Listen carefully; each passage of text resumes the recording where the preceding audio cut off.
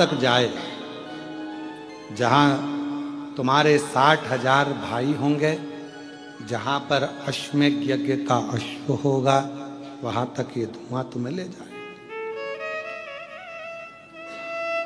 राजा दिलीप चलने लगे पीछे पीछे पीछे पीछे। राजा दिलीप चलने लगे जब पीछे पीछे, तब जहां धुआं रुका वो कपिल मुनि का आश्रम था। 60,000 राख का ढेर लगा हुआ था। राजा दिलीप ने कपिल मुनि के चरणों को प्रणाम किया, निवेदन करा, नमन करा, प्रभु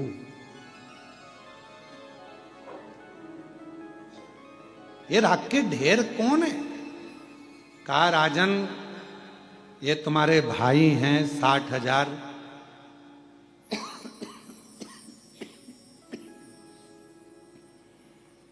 ये यहां अश्वमेध यज्ञ के अश्व को ढूंढने के लिए आए थे और मुझ पर चोरी का इल्जाम लगा रहे थे।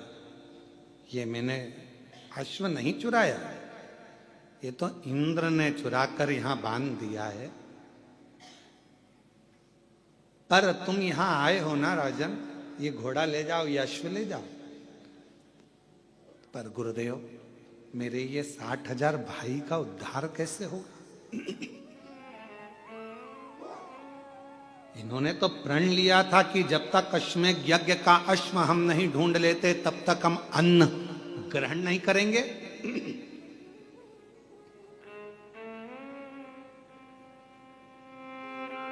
ढूंढते ढूंढते इन्होंने यहां पर आए और इनके प्राण चले गए। तो भूखे भी थे, प्यासे भी थे, कुछ भाग नहीं लिया। इनकी तृप्ति कैसे होगी? मुक्ति कैसे होगी?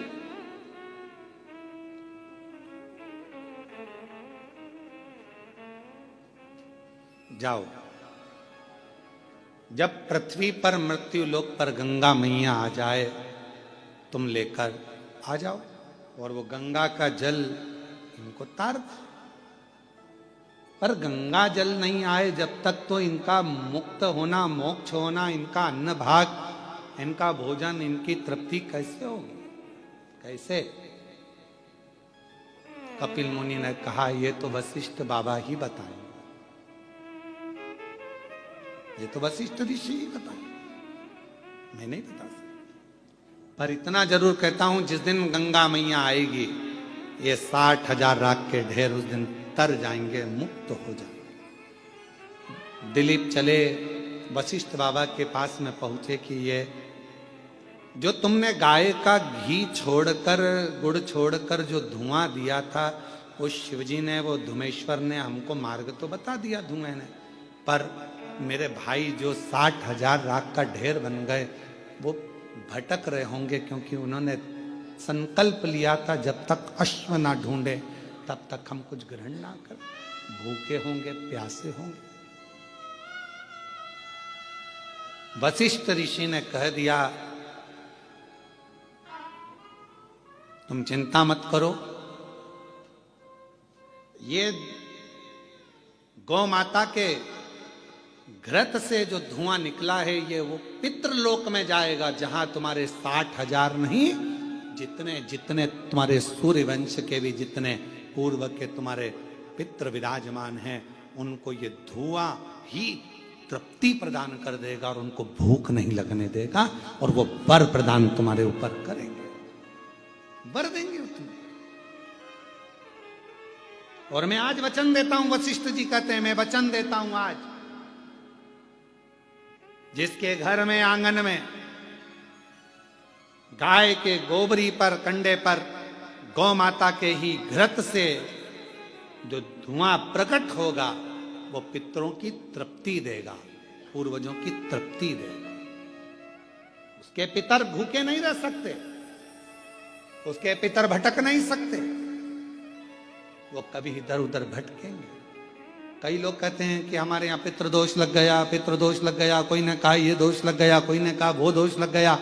शिव महापुराण की कथा, राजा भागीरथ का चरित्र, दिलीप का चरित्र, राजा सगर का चरित्र, 60,000 उन पुत्रों का चरित्र वर्णन कर रहा है कि जरा से धूप से दिए हुए जरा सी घी की आहुति से पितरों को तृप्ति मिल जाती। पितरों देना चाहिए। महाराज फिर निवेदन करूं आपको, अन्न कितने रात्रि रहता है शरीर में?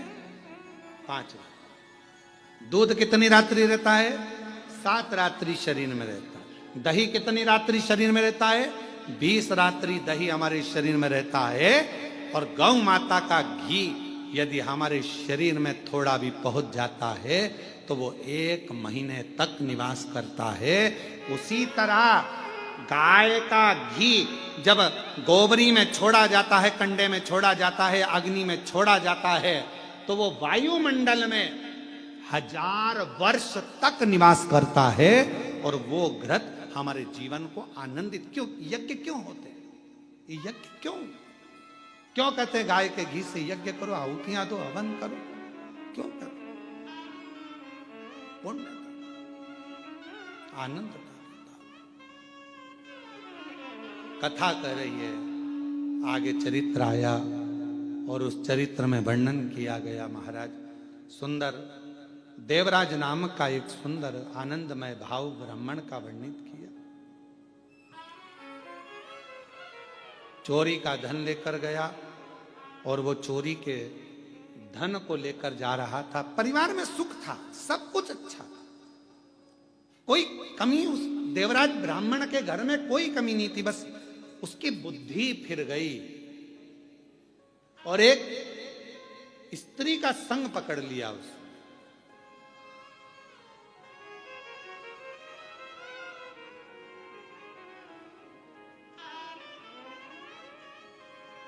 अब ये दुनिया के लोग ये पर स्त्री का संग जहां मिल जाता है वहां व्यक्ति है, खुद के बच्चे भूखे हैं और वो पर स्त्री का संग मिला तो उसके बच्चे का पेट भरना।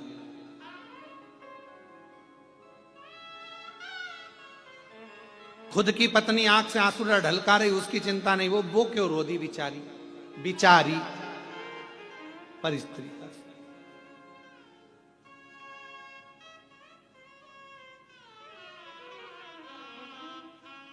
अरे भाई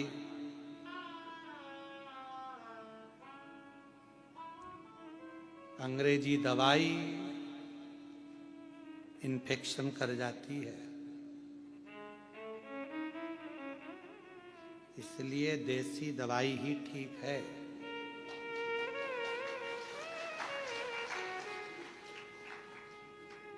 और समझदारों को इशारा ही काफी है दवाई से। इशारा ही काफी है। ध्यान रखो, जैसी जगदम्बा अपने को मिली है वो अच्छी है, दूसरे के नहीं चाहिए। दूसरे का धन और दूसरे घर की नारी पर स्त्री पर धन एक दिन हमारी विनाश का कारण बन जाता है। लंकापति रावण का चरित्र कह रहा है। पर स्त्री को स्पर्श, पर स्त्री का लाना, पर स्त्री को अपने लंका में लेकर आना और पूरी लंका का भस्म हो जाना, जल जाना, ये उसी का प्रमाण है। पर नारी पर धन दुख देता, श्रेष्ठता नहीं देखा। देवराज क्या क्या कमी थी? परिवार अच्छा चल रहा था, भोजन अच्छा चल रहा था, घर अच्छा चल रहा था, कुटुंब अच्छा चल रहा था, पर एक स्त्री का संग पकड़ लिया। वो स्त्री ने कह दिया मुझे राजा की रानी जो हार पहनती है वो हार मुझे ला कर दो। उस स्त्री के कहने, पत्नी इतनी दिन से कह रही थी कि गिलकी ला दो, कद्दू ला दो, आलू ला दो, टमाटर ला दो, नहीं लाए, और वो चला वो रानी के गले का हार लेने पहुंच गया।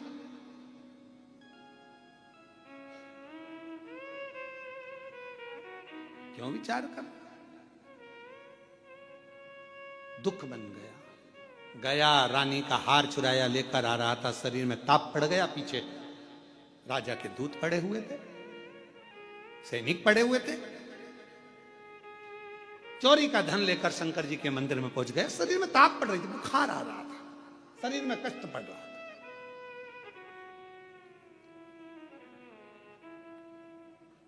शरीर में कष्ट हो, अब ईमानदारी से बोलो, तुम बीमार पड़ जाए तो वो पर नारी तुमको संभालेगी क्या? बोलो बोलो, जम के बोलो जरा, नहीं समझ। अगर बीमार पड़ गए, पांव टूट गया, हाथ पैर टूट गए, कोई बीमारी आ गई, कष्ट आ गया, वो पर नारी को तुम्हारी बीमारी से मतलब नहीं, एक दिन पूछने नहीं आएगी कैसे हो, उसको तो तुम्हारे 1000 और 500 से मतलब था, तो वो पूछने नहीं आएगी। पर घर में जिसको तुमने 10 रुपए भी नहीं दिए, एक साड़ी नहीं दिलाई, तुम्हारे बीमार होने पर, तुम्हारे तकलीफ में होने पर, वो नारी तुम्हारे लिए इंतजार करना, तुम्हारे लिए बाट जोना, तुम्हारे लिए भोजन बनाना, तुम्हारे लिए दवाई लाना, तुम्हारे लिए तकलीफ, कितना कितना चाहिए। क्यों? शिव महापुराण की कथा कहती है, ध्यान रखो,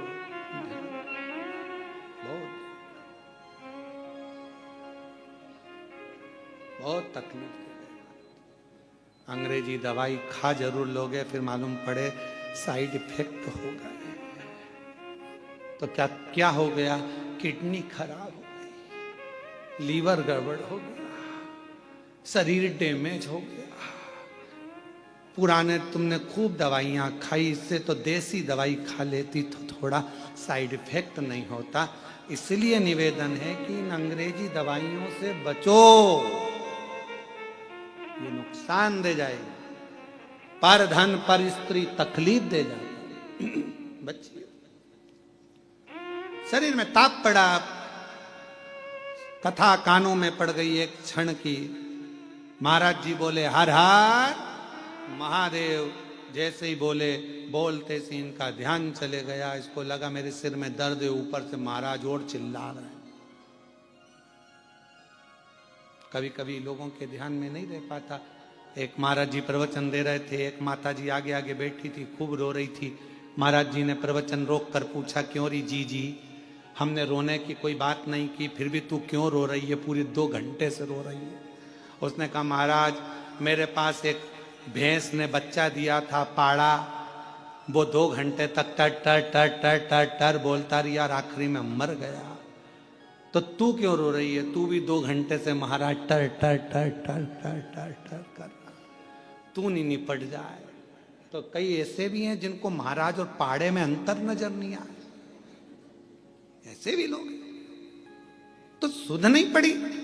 देवराज गया, बाहर निकला और बेलपत्र के वृक्ष के नीचे देवराज के प्राण छूट गए। शंकर भगवान उसको नंदी पर बिठा कर ले गए, क्योंकि कानों में कथा पड़ गई थी और बेलपत्र के वृक्ष की छाया पड़ गई थी, तो उसको आनंद की अनुभूति हो गई, ले गए। समय आया, एक बिंदुक नामक का ब्राह्मण था, जा रहा था चोरी का धन लेकर, डूब गया पानी में, मर गया, प्राण छूट गए। पानी में डूब कर मरे हुए की गति नहीं, बहुत मुश्किल है। उसका एक ही साधन है, केवल शिव महापुराण, एक साधन है। कभी जिंदगी में आपके आसपास के क्षेत्र में कभी मौका मिल जाए, पंडाल में कथा श्रवण करने को मिल जाए, आगे बढ़कर जाना और कथा में बैठ जाना। उस जीव की गति, कोई अधोगति में मर गया, कुंवारी अवस्था में मर गया, अचानक चले गया, उसकी एक गति एक ही सुधार सकती है, वो शिव महापुराण की कथा। और अगर मिल जाए पितृपक्ष में शिव महापुराण की कथा, और कोई अधोगति में मरा है, अचानक चले गया, बहुत जीना चाहता था, बहुत कुछ करना चाहता था, प्राण चले गए, उसकी गति सुधारने का श्राद्ध पक्ष में अगर शिव महापुराण की कथा सुन लो, श्रवण करने को मिल जाए, तो जीव की गति सवर जाती है, सुधर जाती है। भले वो एक क्षण की क्यों ना मिले, एक पल की क्यों, गति सुधार। बिंदुक मर गया, प्रेत योनि में पड़ गया। चंचुला देवी काशी भ्रमण को गई, वहां जाकर उसका चित्त रमा और कथा सुनने का भाव प्रकट हुआ। चंचुला के प्राण छूटे, भगवान शिव के धाम और पार्वती जी की सहेली बन गई। तुमरुका जी ने कथा कही, ईसर और गोरा जी कथा श्रवण कर रहे हैं, शिव पार्वती जी, ईसर गोरा जी आ रहे हैं। जोरदार ताली बजाकर ईसर गोरा जी के लिए साधुता कहेंगे, जोरदार ताली बजाकर ईसर गोरा जी पधार रहे हैं, भाव से, आनंद से ईसर जी और गोरा जी आ रहे हैं। जोरदार ताली बजाकर स्वागत करिए भगवान ईसर जी और गोरा जी को। बोल विश्वनाथ भगवान की। ईसर गोरा जी पधारे। सुंदर आनंदमय आज पितृपक्ष में चल रही शिव महापुराण ऑनलाइन, जिसका प्रथम दिवस यहां विराम लिया है। 2 बजे से 5 बजे तक इस पवित्र कथा को रोज श्रवण करिए और अपने जीवन को धन्य बनाइए। हर हर महादेव, हर हर महादेव, हर हर महादेव। आरती का क्रम प्रारंभ। आरती प्रारंभ।